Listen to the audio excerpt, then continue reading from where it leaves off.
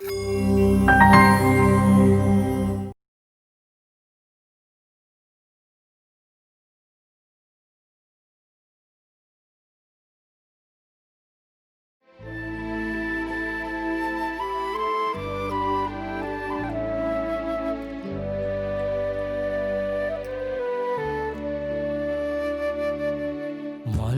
පිපුන තරමටම සිල් සුවඳ හමායන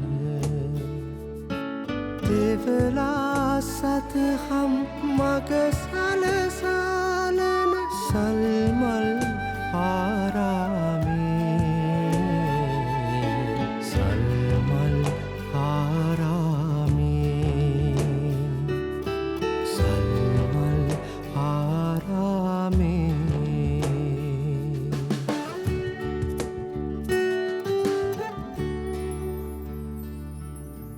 සිතේ කෙලෙස් කිලිටි සැම දම් දින් දුවාලන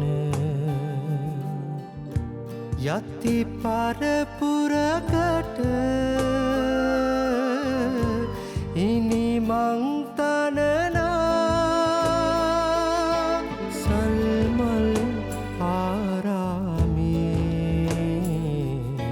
සල්මල් ආරාමේ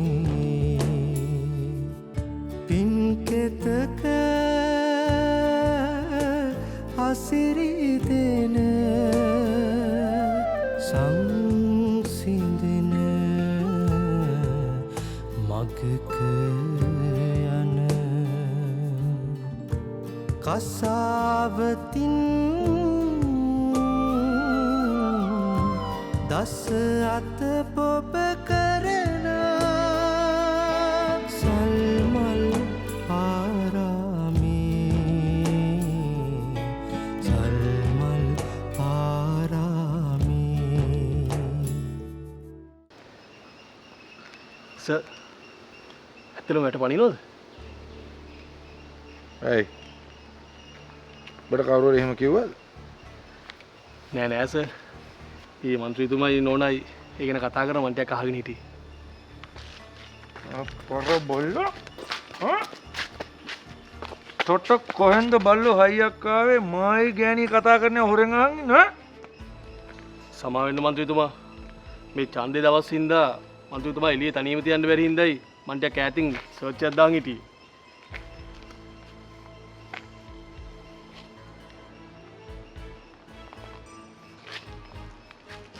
දැන් කාට හරි මේක කිව්වද? පිස්සුද මන්ත්‍රීතුමා? මේවා එහෙම කියන්න පුළුවන් දේවල්ද?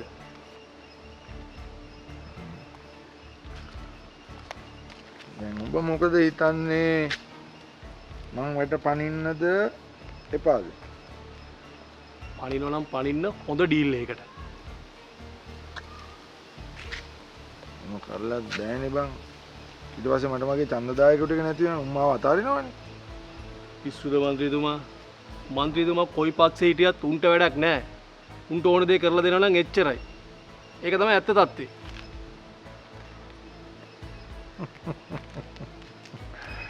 අප්පද බොල හරකා වගේ හිටියට අපටත් දැන් යමක්කම තේරෙනවා මේ මං තාම පනිනවද නැද්ද කියලා තීරණය කරලා නෑ. ඒකින්ද ඔබ කාටවත් මේ ගැන කියන්නේ නැතුව ඇස්කම් පියන් හිටහම ටක්කට මෙහෙම හිටහම. හරි හරි මන්ත්‍රීතුමා. මම අර වැඩේ බලන්න යන්නද?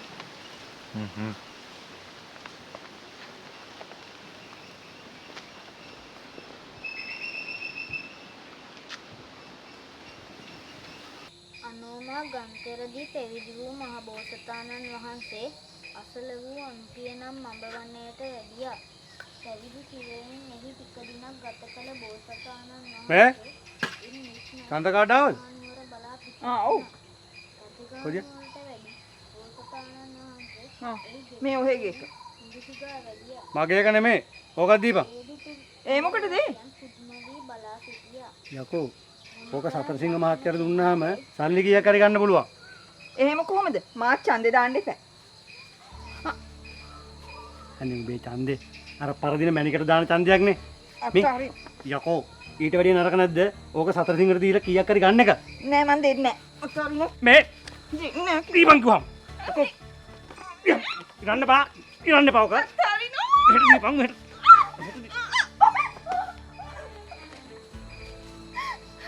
කාලේ කන්නේ බේබද්ද? තමසෙට නම් හොදා සිද්ධ වෙන්නේ නෑ මිනිහා. ඉන්නකො මම මේක මැනිකට ගිහිල්ලා කියනවා.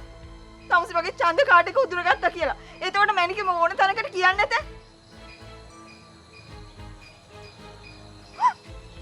තෝ මේ ගැන කටක් කොල්ලලා තිබ්බොත් බලාගතකේ මම උඹට කරන්න දෙයි. සද්ද නොකර කට පියාගෙන හිටපන්. එච්චරයි.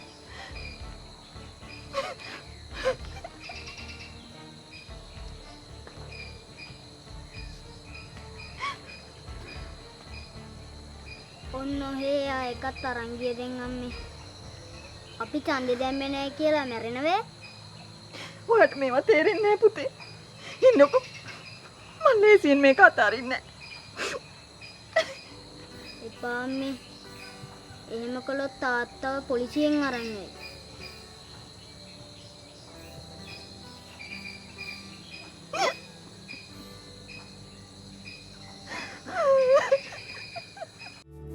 සල්මල් ආරාමේ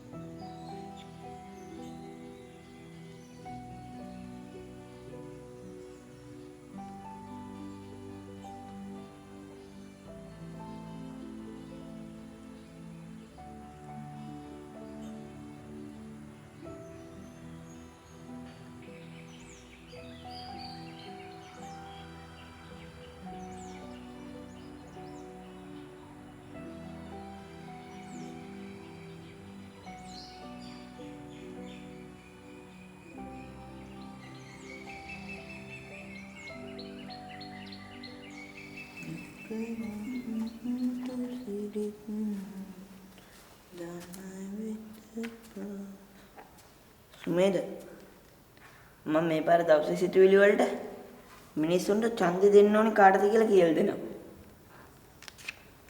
ඒ කොහොමද? ඒක තීරණය කරන්නේ මිනිස්සුනේ. මිනිස්සු තමයි. ඒ වුණාට අපිට කියන්න පුළුවන් මෙන්න මේ අයට ඡන්දෙ දෙන්නයි කියලා. මේ වගේ නොකරමින් දුසිරිත් දන වෙත පාදයාමෙත් ගුණ පුරන හදවත් රට කරන්නට ඔවුන් යහපත්. මේ අපේ ඉංග්‍රීසි ටීචර් අන්න භාවනා කරනවා.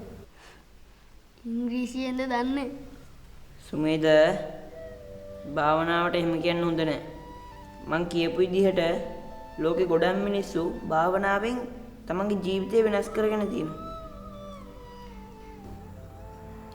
ලෝකෙ පැත්තකින් තියමුකෝ. මෙයා මොකද එකපාරට භාවනා කරන්නේ? මොනවා වෙනස් කරගන්නද දන්නේ. සුමන එයා අපේ ගුරුවරේ. ගෞරවය තියාගන්න. මේ මොකද මේ රාහුල අමුතු වෙලා? මං නිකන් කිව්වේ. හිස් වචන කියන්න අපි ගිහියොද? ආනන්ද හාමුදුරුවගෙන් නම් බේරෙන්න පුළුවන්. මෙයාගෙන් තමයි බේරෙන්න බැරි.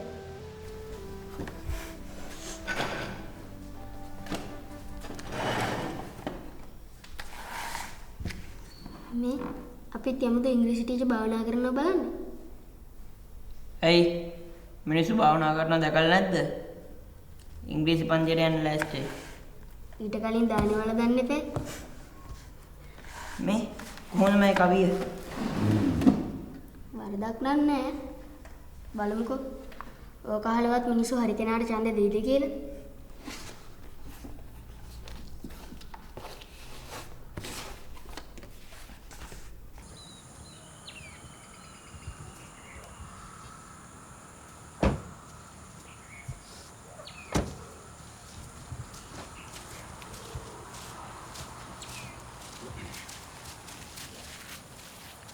සුපර්. අද සප්මල් මහත්තයාලු දානි බාර අරගෙන තියන්නේ නේද? සුමන හමුදුරු කියන ගමන් මම දැනන් හිටියේ නෑ. අනේ නෑ අපේ හමුදුරනේ මේ මට ආසාවක් තිබ්බා තනියම දානයක් බාර ගන්න. ඉතින් මම සුමන හමුදුරන්ට කියලා තිබ්බ දානයක් වෙනස් කරගත්තා. මට සපුමල් හැමදාම කියනවා මේ දානේ ගැන. අන්තිමට සුමන හමුදුරන්ට කියලා යාම දවසක් ඉල්ලගෙන. එහෙම තමයි.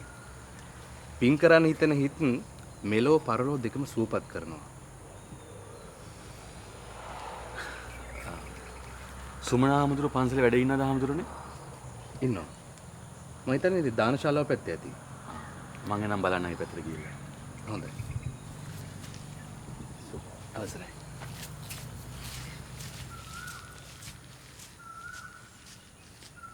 සපුමල් වචන 10ක් කතා කරොත් 5ක්ම සුමන හමුදුර ගැන.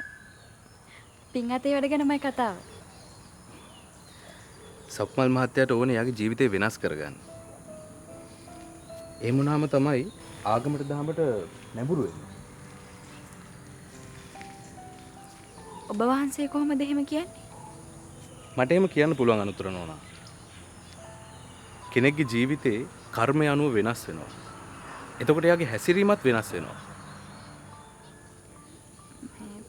ඒක නෙමෙයි අපේ හමුදුරනේ. සමා වෙන්න මේ. හේමාල් හේමාවේ නැද්ද පන්සල පැත්තේ?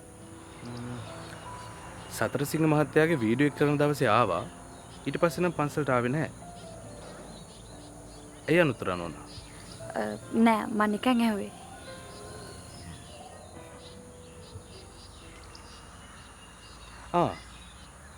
අපේ ඉංග්‍රීසි ටීචර් ඇවිල්ලා ඉන්නවා. අන්න බොමලු භාවනා කරනවා.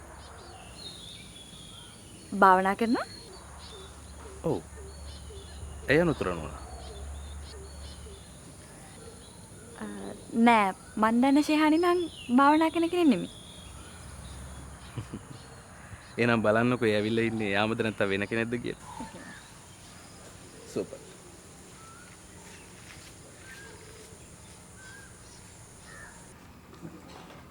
මට අද නම් ඔබ වහන්සේට සෙල්ලම් බඩුවක් ගේන්න බැරි වුණා. කමක් නැද්ද? සෙල්ලම් බඩු කියන්නේ අපිට අවශ්‍යම දේවල් නෙමෙයිනේ. ඒ කියන්නේ මං ගෙනාවු සෙල්ලම් බඩුව වලින් ඔබ වහන්සේට වැඩක් උනේ නැද්ද? වැඩක් වුණා. මං ඒකේ සතුටු වුණා. මං ඒක තව කෙනෙකුට තෑගි දුන්නා. හැබැයි අර ප්ලේන් එක නම් මං ගාව තියෙනවා. එහෙනම් කිව්වේ වැඩක් උනේ නැහැ කියලා? අපිට කිසි දෙයක් කිල්ලන්න බෑනේ. ලද දෙයින් සතුටු වෙනවා. ඒක නම් එහෙම තමයි. ඔබ වහන්සේට ගොඩාක් පින් සිද්ධ වෙනවා අද මට දානේ බාර දුන්නට. ඒක මොකද්ද? දැන් අපි බුද්ධ පූජාව තියමු. මහත්තයා දාන කලමනා ටික අරන් එනවද? හොඳයි.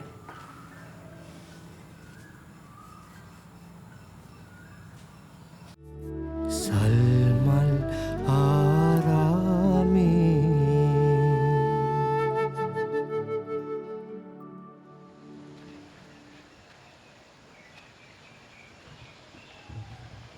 එකපාරටම මොකද මේ? අනේ මන් දන්නේ නෑ අනු. මට හිතෙනවා හැමදේම නැති වුණා කියලා. දැන් මං කරන්න ඕනි මොනවාද? මං කරන්න ඕනේ නැති මොනවාද කියලාවත් මට හිතා ගන්න බෑ. හරි. දැන් සහන් මොකද කියන්නේ? එයා ඉතින් හැමදාම ඇහුවේ එයාගේ අම්මා කියන දේ විතරනේ. එයාගේ අම්මා කියනමලු එයා මාව මැරි කරොත් එහෙම අම්මා වහ බොනවා කියලා. ඔයා අහලා තියෙනවද ළමයිගේ ලව් ප්‍රශ්න නිසා කොහේ හරි වහබීපු අම්මා කෙනෙක් ගැන? ඔයා හැම කිව්වට මාත් කරේ ඔකම තමයි.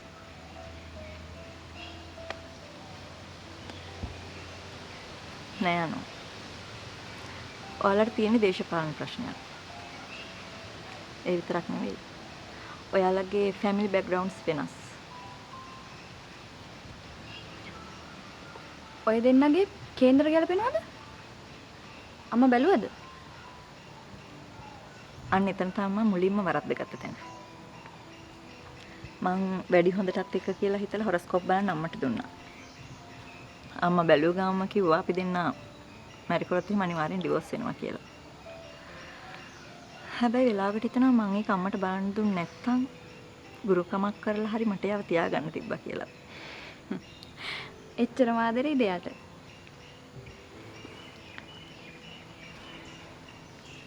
මන් දන්නේ.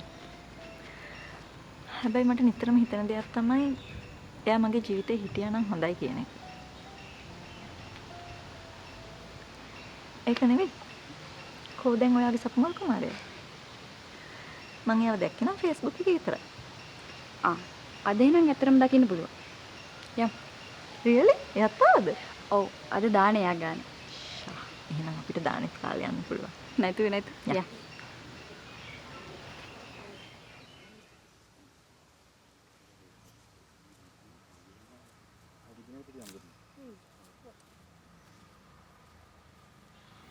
සපුමල් මේ ෂෙහානි. හායි. මං හිතුවා.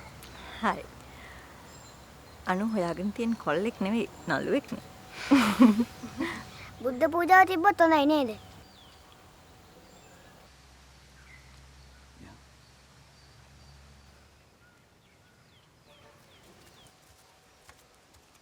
ඔයාලා තියලා ඉන්න.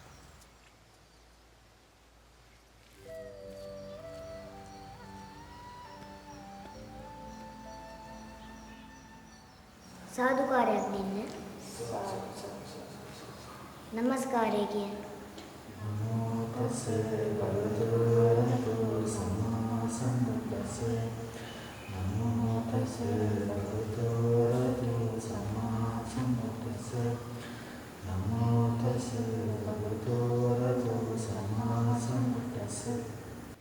බුද්ධං සරණං ගච්ඡාමි. බුද්ධං සරණං ගච්ඡාමි. ධම්මං සරණං ගච්ඡාමි. ධම්මං සරණං ගච්ඡාමි. සංඝං සරණං ගච්ඡාමි. සංඝං සරණං ගච්ඡාමි. ဒုတိယံ පි බුද්ධං සරණං ගච්ඡාමි. ဒုတိယံ පි බුද්ධං සරණං ගච්ඡාමි. ဒုတိယံ පි ධම්මං සරණං ගච්ඡාමි. ဒုတိယံ පි ධම්මං සරණං ගච්ඡාමි. ဒုတိယံ පි සංඝං සරණං ගච්ඡාමි. ဒုတိယံ පි සංඝං සරණං ගච්ඡාමි.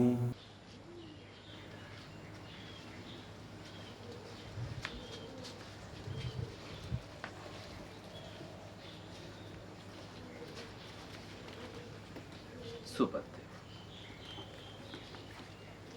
වාඩි වෙන්න.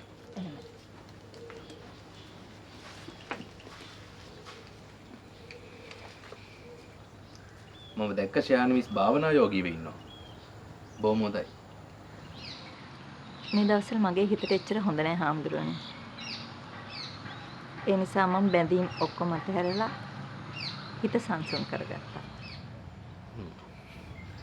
ඒ කියන්නේ ශානමිස්ට මහාන වෙන්න උනත් පුළුවන්. නෑ. මං හිතන්නේ මට එච්චර ඉක්මනින් බැඳීම් වලින් අයින් වෙන්න පුළුවන් වෙයි කියලා. ඒක ඇත්ත. පැවිදි අපිත් කොච්චර අමාරුවෙන්ද අතහැරීම පුරුදු කළේ.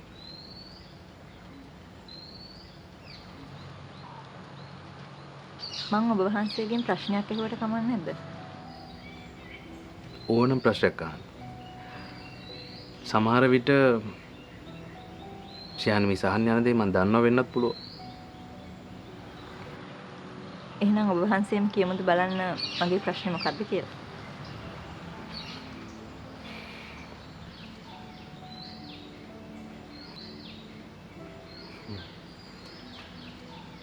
ෂයාන්මි සහන්නේ ඔබ වහන්සේ කොහොමද ඔය වයසට හැමදේම අතහැරලා ඉන්නේ? එක මොහොතක්වත් හිත සසල කරගන්න නැතුව ඉන්නේ කොහොමද? එහෙම නේද? ප්‍රශ්නේ නම් හරියටම හරි. හැබැයි මම මේ ප්‍රශ්නේ අහුවනම් ඒක ඒ තරම් ලස්සනට අහන්න නැති වෙන්න පුළුවන්. දැන් එහෙනම් ඒ ප්‍රශ්නෙට ඔබ වහන්සේම උත්තරයක් දෙමුද?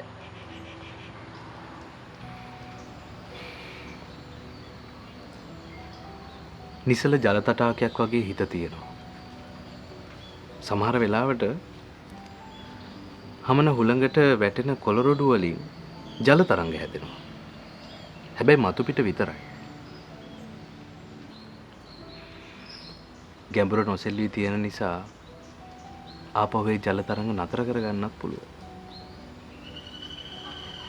ඒ උත්තරෙත් හරියට කවියක් වගේ. ඒක අහගෙන ඉඳලා මගේ හිතත් සුවපත් වුණා. ඔබ වහන්සේ කවි සින්දු ලියන හින්දා මට හිතුණා මම ලියපු නිසදසක් පෙන්වන්න ඕනේ කියලා. බොහොම හොඳයි.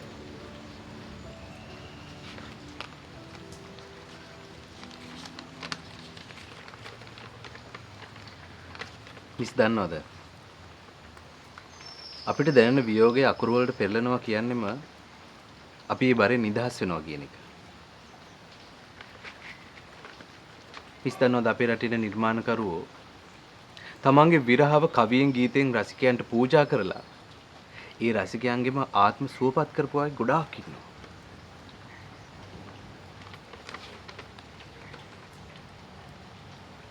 මං කොහොම හරි ඡන්දේ දානවා. එනවා මෙතන අනුගපිටපත් කරන්න. අනේ මගේ කට